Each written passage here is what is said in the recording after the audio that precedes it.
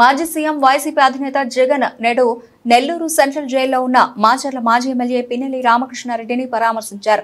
అనంతరం జైలు వెలుపల మీడియాతో మాట్లాడారు. పిన్నెల్లి రామకృష్ణారెడ్డిపై 307 సెక్షన్ కింద హత్యాయత్నం కేసు పెట్టి అన్యాయంగా జైల్లో నిర్బంధించారని మండిపడ్డారు.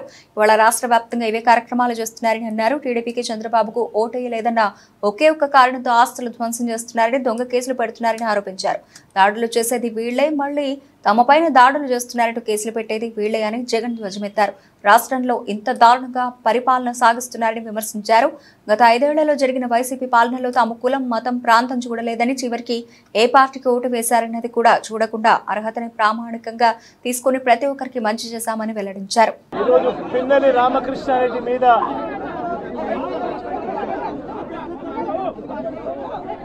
తన మీద ఏకంగా 307 అంటే అటెంప్ట్ టు మర్డర్ లాంటి కేసులు పెట్టి ఏ రకంగా అన్యాయంగా తనను జైల్లో నిర్బంధించడం జరుగుతూ ఉందో కూడా చూస్తూ ఉన్నాం. ఈరోజు రాష్ట్ర వ్యాప్తంగా కూడా ఇదే కార్యక్రమాలు జరుగుతూ ఉన్నాయి.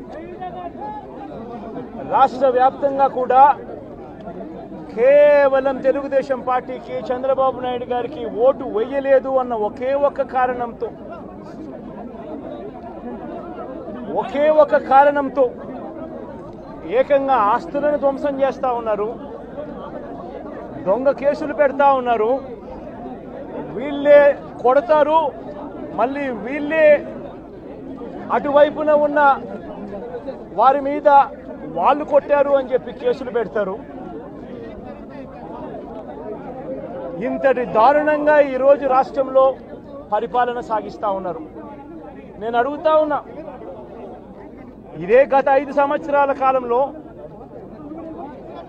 వైఎస్ఆర్సీపీ పరిపాలనలో ఉండగా, వైఎస్ఆర్సీపీ ప్రభుత్వంలో ఉండగా అప్పుడు జగన్ ఏం చేశాడు?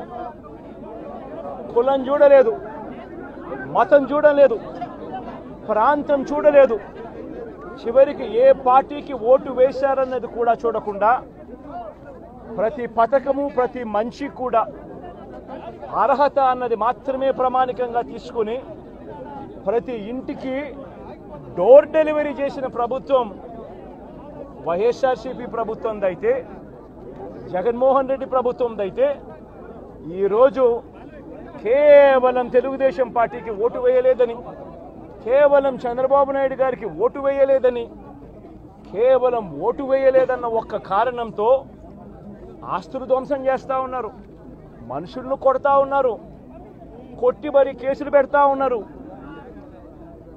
ఇంతటి అన్యాయంగా రాష్ట్రాన్ని రావణ కాష్టం చేస్తూ ఉన్నారు.